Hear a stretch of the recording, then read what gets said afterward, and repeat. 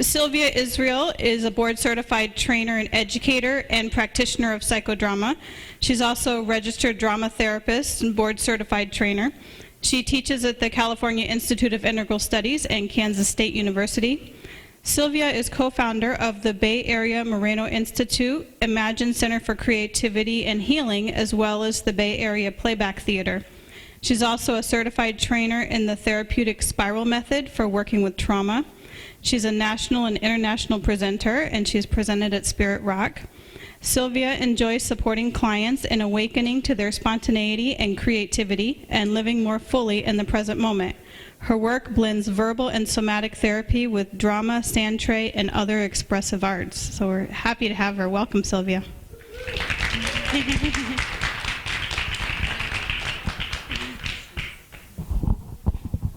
Remember that if you have questions, to wait for the microphone. Yes. So if people could come join the circle, if you're still eating, it's okay to bring it here. If you need to stay there, that's okay.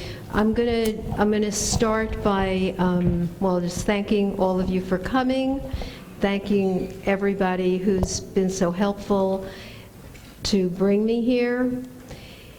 And I'm looking forward to today. This is I don't, because psychodrama is an experiential method, it's a challenge to do something in an hour and a half, and we're 5 minutes late. So, but I have my time sheet here, and I'm going to try and stay on time, and I'm going to ask all of you, we're going to do some experiencing, something experiential, in pairs, and to just bear with the time limitations when we get to that. So so my outline for today, so my outline for today is that I'm going to give a talk, which I've already started. Then I'm going to lead you, and there's going to be a little bit of movement with that. And then we're going to I'm going to lead you in a guided imagery to identify a support figure or a resource person in your life. And then I'm going to demonstrate, and then you're going to practice interviewing someone, your partner, in a role, in that resource role. And then I'm going to invite someone up to be able to have a conversation with that role. So there'll be a back and forth. And then hopefully there'll be times for questions. So I just wanted to ask how many people here work with individuals? Yeah, and how many work with groups? Okay, so a few people. So psychodrama was developed working in a group, but there are many applications in individual therapy, and I'm gearing what we do today with just a therapist and an individual. So that my hope is that there'll be something you can take from today and actually put into practice. Certainly, after an hour and a half, you will not be able to say, I'm a psychodramatist. I hope you will not say that, just like I'm also a licensed marriage and family therapist. You wouldn't want somebody saying that after they took one class. But as people learn psychodrama, it's of course fine to say, I'm using this, it's from psychodrama, and we like it if people give credit, because a lot of things that you think of as role play really came from Moreno, who created psychodrama, but is not given credit for various reasons. So I want to just, so that's the outline, and then I want to talk about group norms. So, of course, we're going to be sharing, it's best to use your own material in what we're doing today, and of course I'm going to encourage people not to bring up any kind of trauma, but to work with something that you would feel is respectful to yourself to work with today, because it's just going to be a few minutes in a role. But I do ask that people keep other people's stories confidential. So that means please talk about your experience. I encourage you to do that. But anything that comes up from other people's stories to leave here. So if everybody's good with that, we have a thumbs up. Yeah. The other thing, is that everything that I invite you to do is an invitation. You know, like sitting in the circle. I'd love everybody to sit in the circle, but I see there are people who are there who feel they want to be at a table, and maybe by the end everyone will be in a circle, because, you know, the circle is a symbol of wholeness, and it does create a kind of feeling, because again, this is a somatic experience. So even how we are in a group, and I know I have a colleague in New Zealand who's a psychodramatist, and there they are fastidious. Like they set up their room with the seats in a horseshoe, the leader is at the front, all the action happens at the front, and there is no deviation from that, and everything is very orderly. So it's a little adjusting for me. So I'm going to, because I'm such short on time, I'm going to... I'd like to just invite everybody out there into the circle just to support the presenter. Well, so I want to just talk about participation, like I was saying, that everything is an invitation, and of course I support, I encourage people to stretch and fully participate. I just want to say, there's quite a few people, I think, that are 1 hour parking outside. Oh, no. I'm going to have to leave at 12 and move my car. Okay, thank you for letting me know that. So people, if you need to move your car, then do that quickly and come back. That's okay. Thank you for letting me know. So that'll be right in the middle of our demo. But then the people, if you've moved your car, when you come back, partner up with someone who was here for the demo and let them go first. And that'll get us all back together. It's not that hard, you'll see. So, like anything experiential, you couldn't learn to ride a bicycle by me giving you a lecture on it. You can't really learn what the feel of psychodrama is by just hearing me talk about it. And then you are your own, you know, you're the best judge of what you need, and I respect that as well.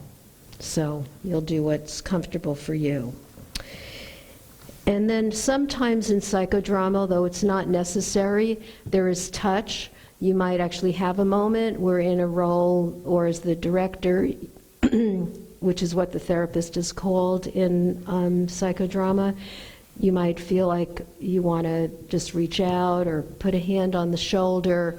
We do something called doubling, although I'm not going to be having you practice that today, where the therapist actually, or the director, speaks as the client. So rather than reflective listening, we actually sit next to the person, empty ourselves out, breathe with the person, and feel into their experience.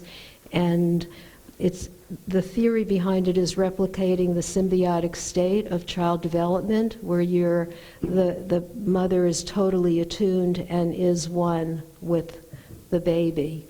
And Moreno said we can't really fully role reverse until we've had enough doubling.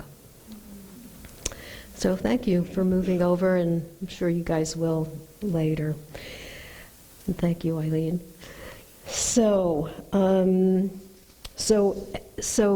there could be, if there is touch in a psychodrama, I tell people it doesn't have to be, and it's always important to ask, because we don't know each other's histories and what feels right and what could even be triggering. And yes or no as an answer is equally acceptable. So if everybody's good with that, about touch, just ask. And we did confidentiality and agreement about participation. And also I want to encourage you to only share what's comfortable for you. There's no pressure to share things you're not comfortable with. And again, please take care of yourself, because sometimes people share too much and then they pull back because they weren't ready, they weren't warmed up. So now I'm going to move into a little bit about the history of psychodrama and interweave with that some of the basic philosophical and theoretical underpinnings, because there are many stories about Moreno. He was like a larger-than-life character, and all the stories, which you have to learn to become certified, you have to take an exam in one area of questioning, is on the history, but it's always related to how is that story related to the theory or his developing philosophy. So, yes. Oh. Would you define psychodrama as a start? What is psychodrama so that we're all on the same page? Oh, okay. So psychodrama, how I define it, it's so much, but in a nutshell, it's using role play in therapy. But that is like so little of what it is. And I have a handout, and it has a 3-page article that my primary trainer, Nina Garcia, wrote that I like how she describes it there. So one of the great gifts Moreno gave us, aside from this doubling I just mentioned, is role reversal. So I'm going to wait actually on that and come back to it. So you'll get a feel for it, hopefully, as I'm talking. So Moreno lived from 1889 to 1974. He grew up in Vienna, and in 1925 he came to the United States, and he had I feel like I keep losing this. Is that happening? Yeah, it's cutting out a little bit, it's not causing a... Okay. Is it because I'm moving my head?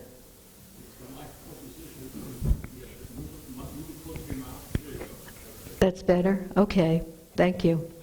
So, let's see. Psychodrama, and it was also developed by his wife, Zerka Tolman Moreno.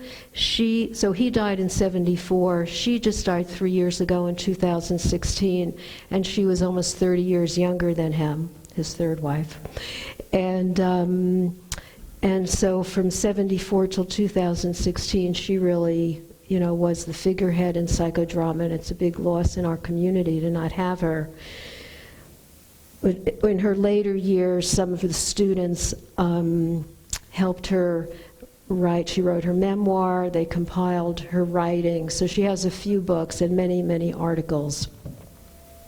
It's practiced all over the world. I was just at a conference, and I really don't know if this is true. There was a guy there from Germany, and he always attends the International Association of Group Psychotherapy, which is related to the American Group Therapy Association, but there's an international gathering, and he was saying to us, you have no idea, when you go to that international conference, psychodrama is like the main thing, because when you go to the group psychotherapy, it doesn't have a very big place. I just presented last weekend at the Northern California group psychotherapy at Asilomar.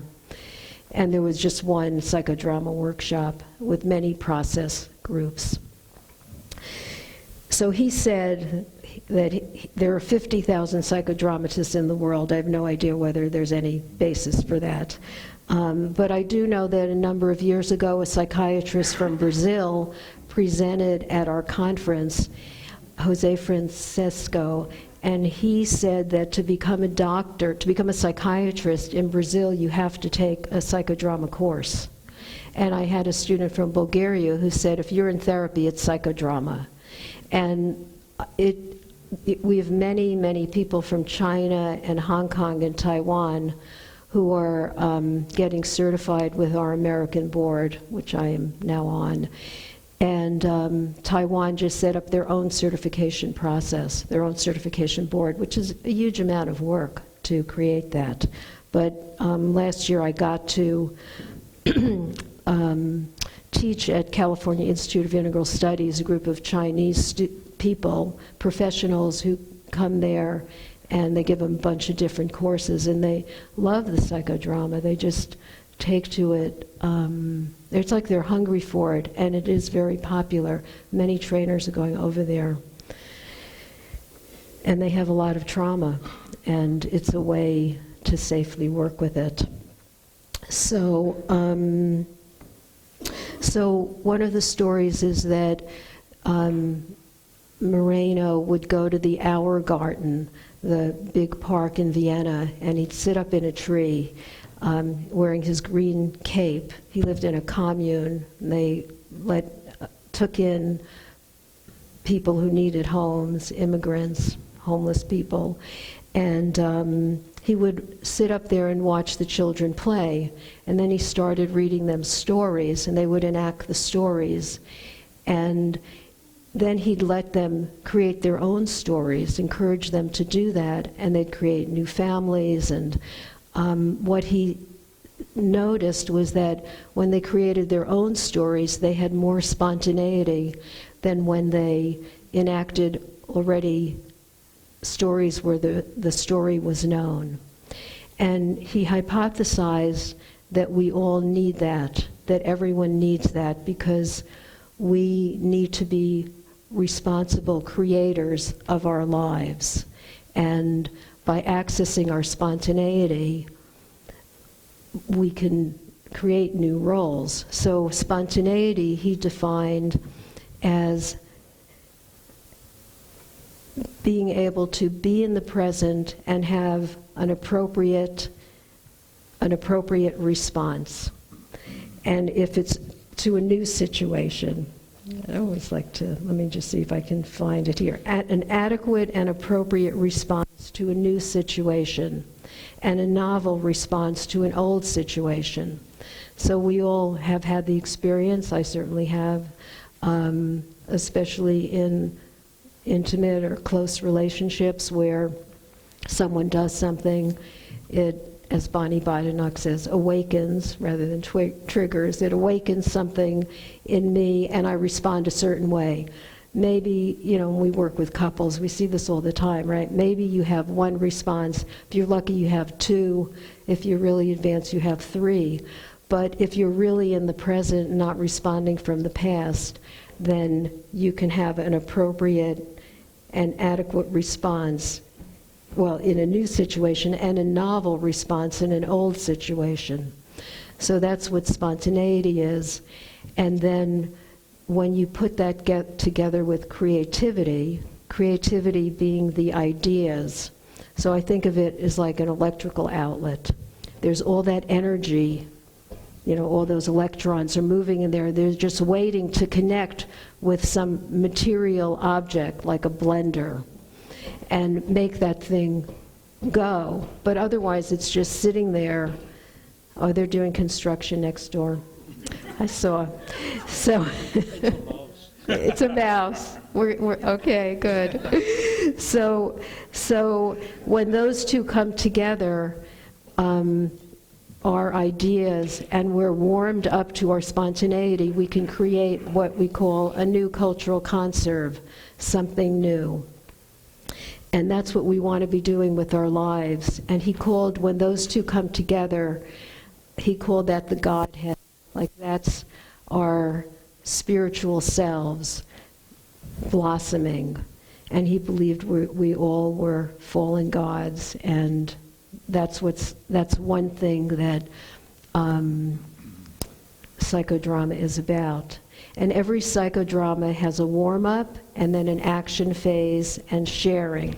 So we're going to move into action, and this is our warm-up. You're warming up to me. You've been here, actually, some of you have been here for almost an hour now, warming up to each other, getting comfortable being in the room.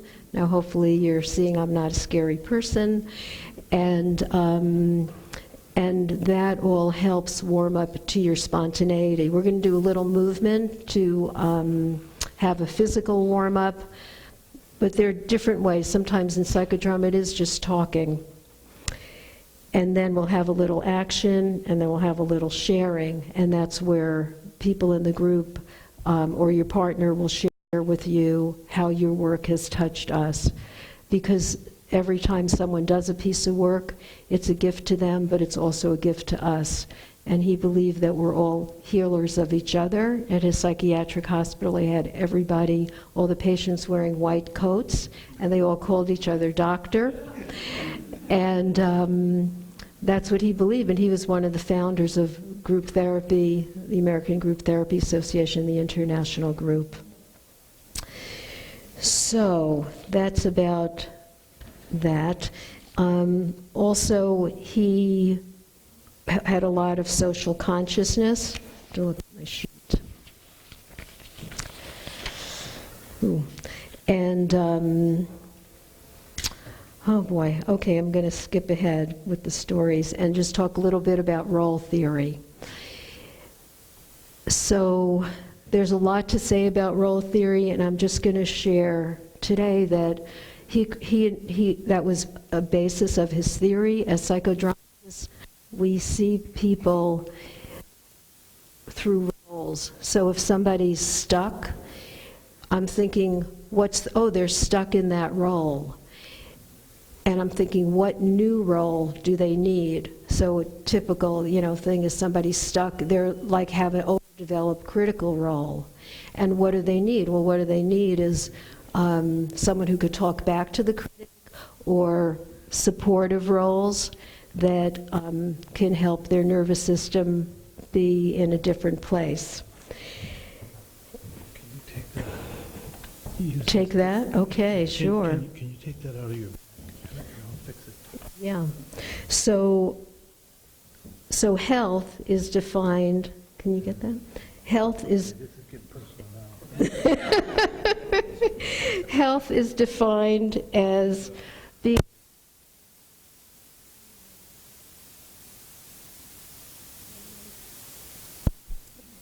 many roles and play them fully. I'm going to turn you off for just a second. Sorry about that. Can I just talk? Yeah, you I'll can talk. talk. And the other, Out here. okay, the other thing about roles is that role development, and what that means is that every new role you go through 3 stages: role taking, role playing, role creating. It's like a kid learning to walk. They see somebody walking, they're like, oh, I want to do that. And they stand up, they fall down, they stand up again, and that's the role taking. They're trying it out. Then when they have it, they're in role playing. Okay, I can walk now. It's probably what I'm copying. And then all of a sudden they're jumping, they're walking sideways, they're role creating, they're made that walk their own, and they're creating something new. And that's how it is. When I was a beginning therapist and I heard that, I was so relieved, because I was like, oh my God, there's Dorothy Satin, my teacher, like that looks so, she makes it look so easy, like you just know how to do that. And then I was like, okay, all right, I have to go through, I can't just expect to be there. It was very forgiving of myself. So today we're going to practice a new role. I know people are going to have to leave. Okay, so this is good. So that's my talk. And what I'd like us to do now, I'll tell you actually before you stand up, is to just, because roles are, they're, when you're in a role, so you can feel like when you're in the critical role, if you really let yourself feel what that's like, if you were to sculpt it, it'd be something like, that with like a mean face, and you'd be tight. Whereas, when you're in a happy role, it feels differently. So so it really is a somatic therapy, and I want us all to just experience for a moment how that is in your body. So I'm going to, in a moment, ask you to stand up, and we're all going to become courageous lions or a courageous bear. And just for a moment, feel what that's like. Then we're going to do a couple more. Okay? So if you're willing to stand up, and, we're just all together, if you want to make a sound and be a courageous animal. So 1, 2, 3.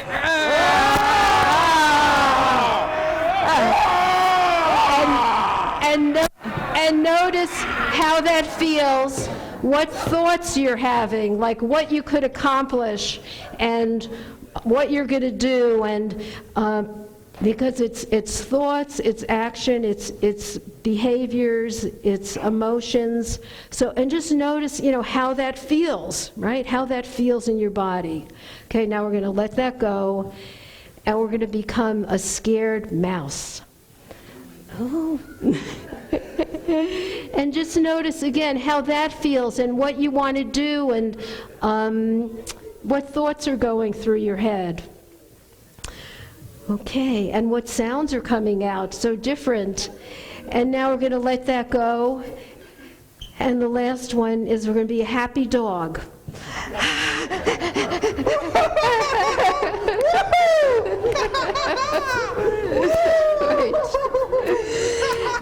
And unfortunately, we're going to have to let that go, but keep it with you. Okay, so that gives you a little sense of what it's like being in a role. So now we're going to sit down again after all that energy, and I'm going to lead you in a guided imagery. And I know some people are going to have to move their cars, so... Oh, did some people leave already? No, not yet? Oh, some people, she did. Okay. So, okay, I think I'm doing good. So, find a comfortable position. It's going to be about 5 minutes. And just bring some mindful awareness to your body.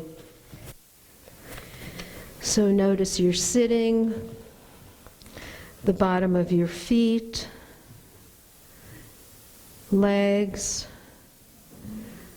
top of your head, your belly, shoulders.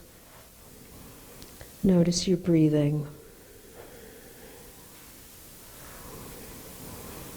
And just take a few mindful breaths.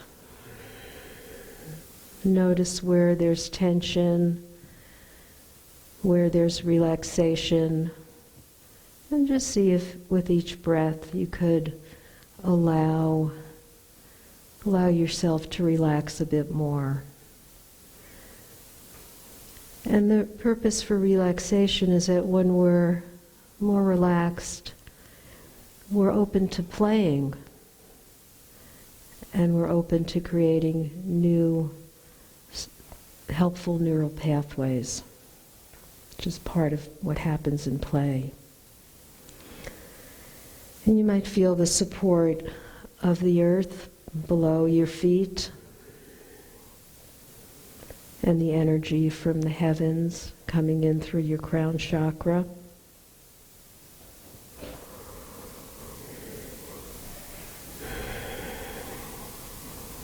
And take another breath.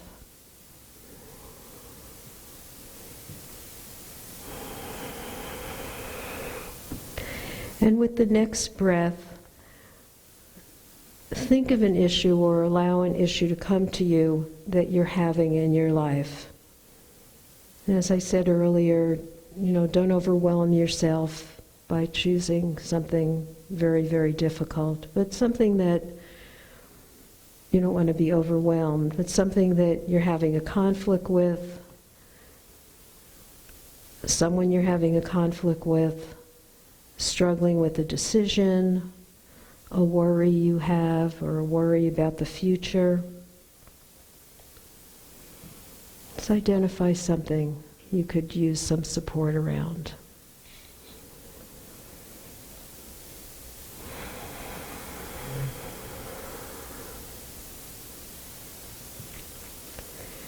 And with the next breath, let come before your mind's eye someone who loves and supports you and could help you with this issue. It could be a person that is living or dead, someone from your past, could be a childhood teacher that really saw who you are, and if they were here right now, would love to support you.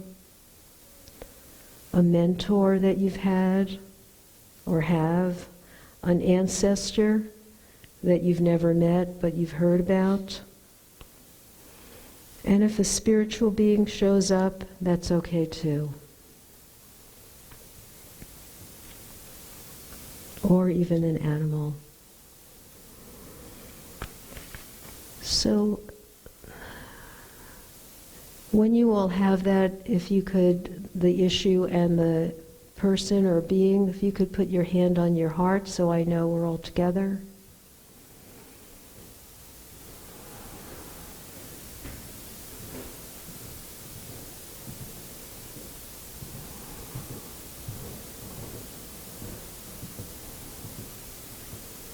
Okay, and you can put your hand down.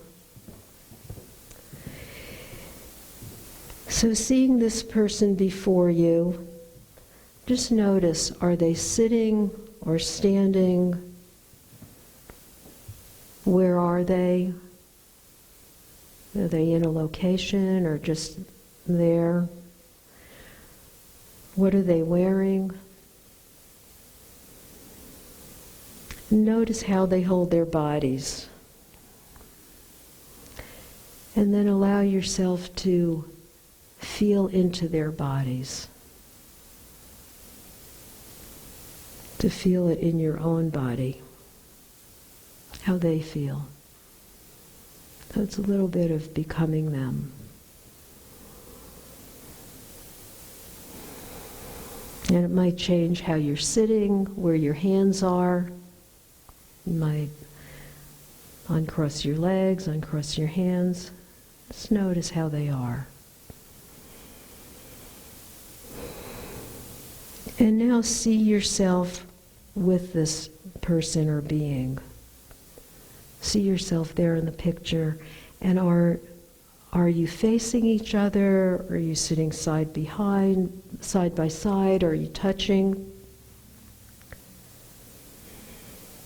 And get that image. And again, notice how they feel towards you and experience that in your own body right now.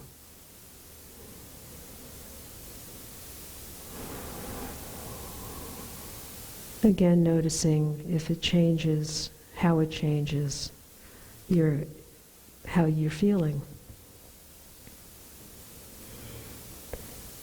And now, if you like, make a gesture. Everybody has their eyes closed, so no one's going to see. Make a gesture with your arms or hands that express how they feel towards you.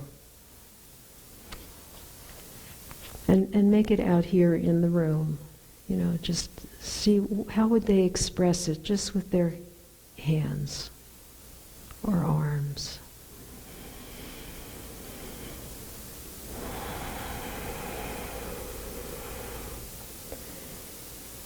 And again, just notice how that feels. To give that and to receive that. And when that feels complete, go back to your issue and let yourself hear a message from them. And a message that we can remember is generally a short message. What would they want you to know about this issue?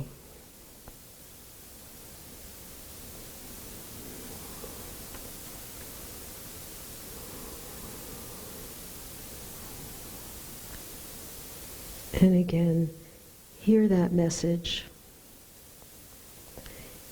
Allow yourself to experience it and notice how it is to take that in.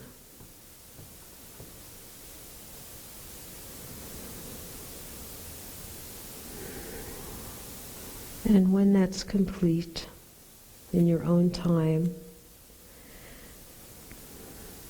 come back into your own body. And move your arms, legs, just shake that off and come back into the room.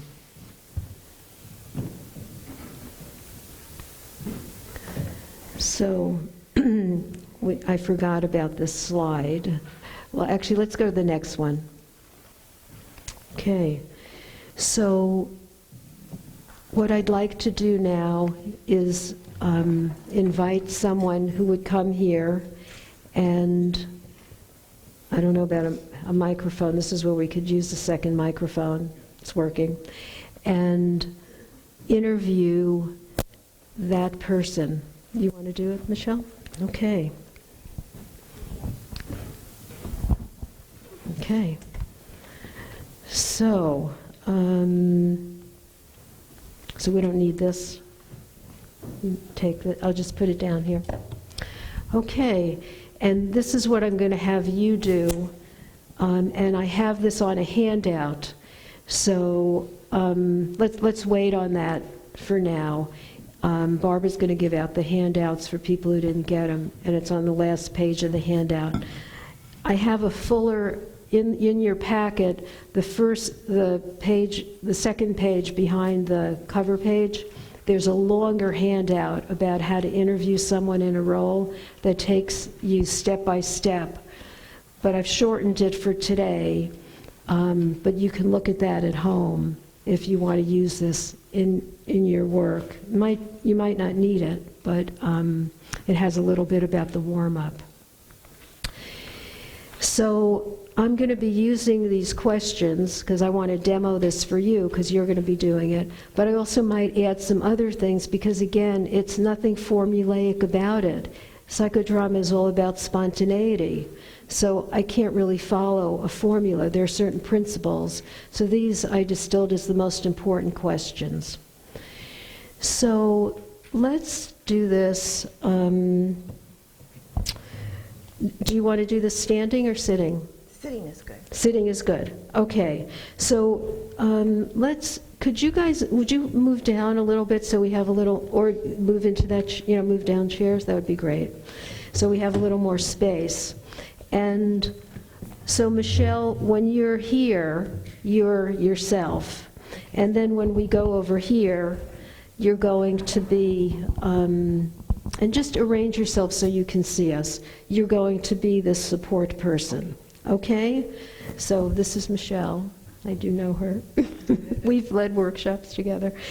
And so could you tell me who it is that you're going to be bringing in to our circle? I'm going to be bringing in Nancy. Nancy. And 3 adjectives to describe Nancy. Fun, thoughtful, supportive. Okay, great. So I'm doing this, it's information for me, but more importantly, this is part of the warm-up. And so to warm her up to the role. Because if I just say, okay, go over there and, be Nancy, I mean, she already did the guided imagery, that was a warm-up, but this is more of a warm-up. And I do have scarves here. In my practice, I generally would have her pick a scarf, but to simplify things today, and that's also part of the warm-up, because then she puts a scarf on when she becomes that role. Nancy's favorite color is blue. Okay, I guess our protagonist, which is what it's called, it has a lot of spontaneity, and she's self-directing, so that's fine. We allow that. We encourage that. It's great.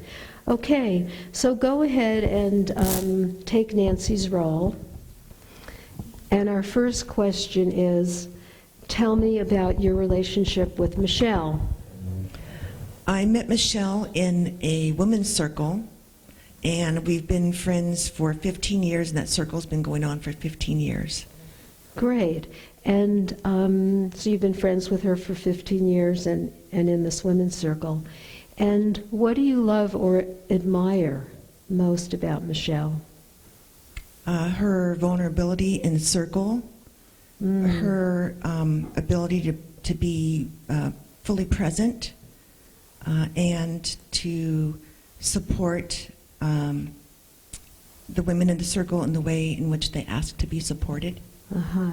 Yeah, I do know Michelle, and it's not surprising to hear that. And yeah, you're lucky you've had her so close for all these years. So, so she has an issue that she brought you here that she needs support around. So I'm going to add a little something. Would you like to tell us a little bit about something, or just Because again, it's up to you what you want to reveal, and certainly with a client, I'd want to know about the issue. I would probably already know about the issue, and then we would bring the support person in to help with it. So, would you like to say a little bit about the issue? Yeah, Michelle, in our Tuesday night circle this past week, said that she was feeling stressed out because she has 3 members of her family that have real severe medical conditions, and she's the main caregiver. And she was having a hard time balancing taking care of herself. Uh-huh. And what's your message to Michelle about this? My message was to reach out to us, and I supported the fact that she was doing that.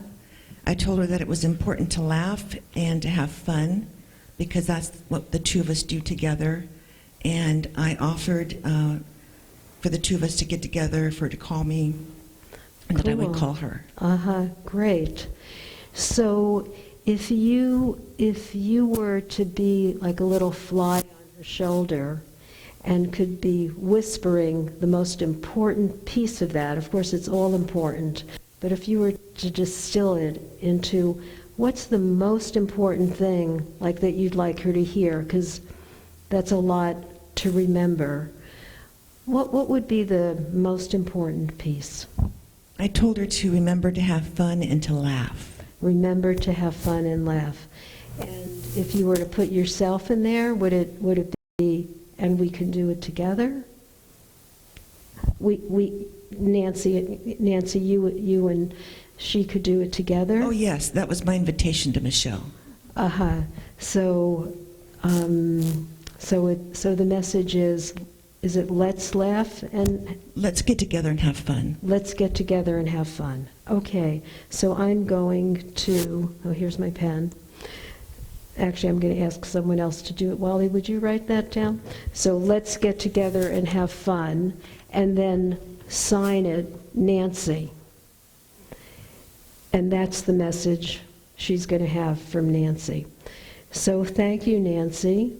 You're welcome. And thank you for coming. And sometimes, people bring God or Jesus or, spiritual beings, and it's an honor to have, all of a sudden your office is populated with all these beings. So, the last part, so we had the warm-up, we had a little action, and even though it wasn't a full psychodrama, and now I'm going to have sharing. And so you're going to share with your partner just how that work touched you. So, Michelle, and you're coming out of the role when you move back to the different space. You're letting that role go. Of course, these are all positive roles we're doing, so it's okay to keep them inside of it. They are inside of us anyway. So, what I want to share with you is that I also need to have more fun and laugh, and I am going away next weekend to Wilbur Hot Springs, which I'm so grateful for, and it was a good reminder for me to laugh even now here giving this presentation. I could smile more. So thank you. Okay. You're welcome. All right. So, any questions? So you could go back to your, and we could de-roll the scarf, as they say. Now it's just a scarf. Oh, thank you. So, any questions? Yes. Oh, okay. Yeah, good. But the section on sharing, would you have the client share their response to hearing the things from the supportive person? Well, later I'm going to demonstrate going back and forth. So, yeah, this is just, but still, even if you can get someone just doing this, believe me, and if you really ask them even more questions, and I have some examples, but just follow your intuition and what you know your client needs to be hearing.